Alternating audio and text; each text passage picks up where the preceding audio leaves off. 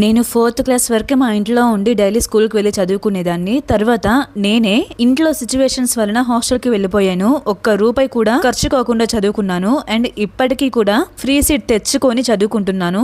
Bad news ఏంటంటే నేను 7th class last లో ఉన్నప్పుడు మా నాన్న చనిపోయారు. అప్పటి నుంచి స్టార్ట్ అయ్యాయి కష్టాలు. నాన్న లేరు కదా, మా మీద జాలి చూపించాల్సింది పోయి అందరూ కూడా ఇంకా మా మీద పడి ఏడ్చేవాళ్ళు. అందరూ అంటే ఎవరో కాదు, మా అత్తయ్య వాళ్ళు అండ్ మా నాన్నమ్మ కూడా కనీసం ఆలోచించరు. మా నాన్నమ్మేమో ఎప్పుడు నా బిడ్డలకి ఇస్తా ఉన్న భూమిని అని అంటా ఉంటది. కానీ ఆ భూమి గురించి పక్కన పెడితే నాకు కానీ మా తమ్ముడికి కానీ ఏ రోజు కూడా ఏం పెట్టలేదు. అన్ని ఎప్పుడు మా అత్త కూతుర్లకి కొడుకులకి పెడుతుంటది. నేను ఉండలేక అడిగేశాను ఒక రోజు, నేను ఎందుకు ఇలా వాళ్ళకి పెడుతుంటావు నానమ్మ అని అడిగేసరికి అప్పటి నుంచి నాతో సరిగా మాట్లాడడం మానేసింది.